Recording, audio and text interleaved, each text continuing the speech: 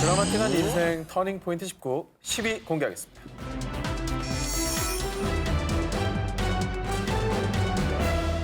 미국 뉴욕에 사는 아마추어 예술가 토퍼 브로피. 그런데 어느 날, 왜 뭘 해도 재미가 없을까? 나는 왜 사는 거지? 갑작스럽게 찾아온 공허함과 우울증, 심지어는 불안 장애까지 찾아왔습니다. 그러던 중 그는 반려동물을 키울 생각을 합니다. 좋은 방법인 것 같아요. 자신이 어렸을 때 오리, 염소 등 동물을 키우며 행복했던 기억이 떠올랐던 거죠. 자, 곧바로 반려견을 입양한 그 덥수룩한 헤어스타일, 초록빛 눈동자의 반려견, 이름은 로젠버그로 붙였습니다. 귀여워. 네, 참 귀엽죠? 혼자 있으면 우울하고 이유모를 슬픔에 빠졌던 토퍼 브로피. 그런데 로젠버그와 함께 있을 땐 마냥 웃고 있는 자신을 발견하게 됐고요. 네. 그때부터 한 번도 해본 적 없는 자신의 인생을 위한 이벤트를 시작했습니다. 뭐야? 이게 뭐죠? 커플룩인가요? 보라색 목티, 파란 티셔츠, 줄무늬 티셔츠 등 색색을 맞춰 커플룩을 선보이더니 경찰, 화가, 산타클로스, 카우보이 군인부터 저렇게 아인슈타인과 고 스티브 잡스 등 유명인 코스프레까지. 아니 근데 보는 우리도 웃고 있잖아요. 네. 본인은 얼마나 즐겁고 행복했겠어요. 저렇게 하면서. 아니 되게 편안히 안겨서 사진 찍는다 강아지가. 자, 그렇게 지난 2년 동안 60여 가지가 넘는 컨셉에 도전, 570여 장의 사진을 남기며 자칭 도그 아티스트로 활동한 그 정말 세계적인 스타가 된 게 2017년 5월엔 국내 S사의 갤럭시 휴대전화 광고까지 접수. 아 귀여워. 야 저렇게 해서 광고를 했구나. 근데 쟤 진짜 사람 같다. 그리고 2017년 6월 또 한 번의 인생 역전을 한 그 토퍼 브로피와 반려견 로젠버그의 커플 사진을 찍어준 사진작가 샹탈과 fall in love. 오 마이 갓. 그리고 지난해 사랑의 결실 베이비까지 탄생했다고. 저기도 껴 있어 로젠버그. 어? 계속 껴 있어. 큰아들이잖아요. 예. 다음 특종입니다. 반려견과 차에서 내린 주인. 그런데 갑자기 도로 한가운데로 강아지를 몰고 가고요. 강아지 방석까지 휙 던져놓고 자기만 서둘러서 차에 탑니다.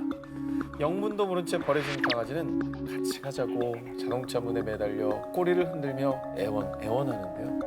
하지만 주인은 매정하게도 그대로 차를 몰고 떠나버렸죠. 꼬리치잖아 계속.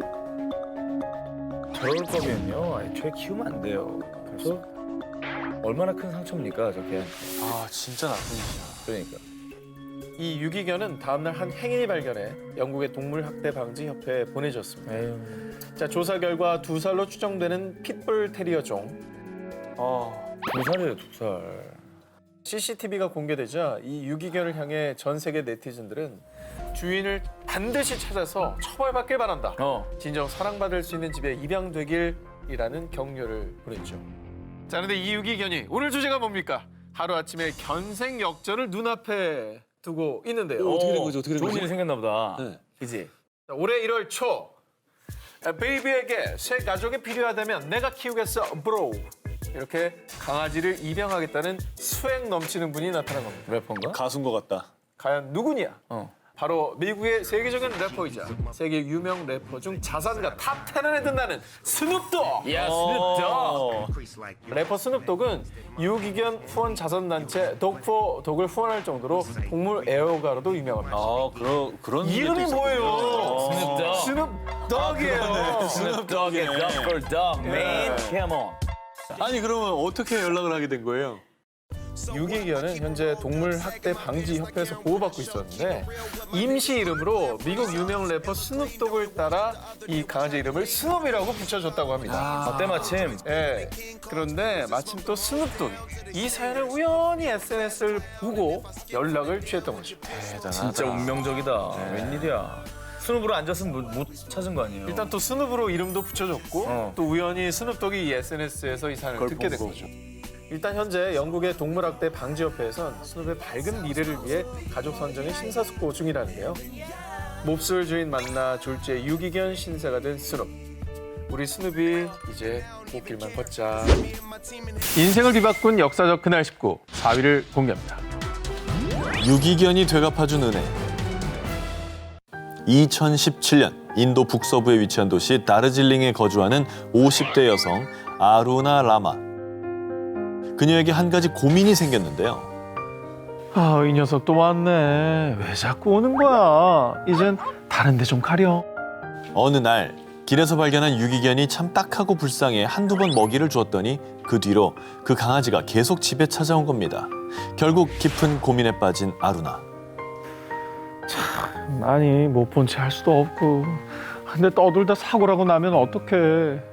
그냥 내가 키워야 되나?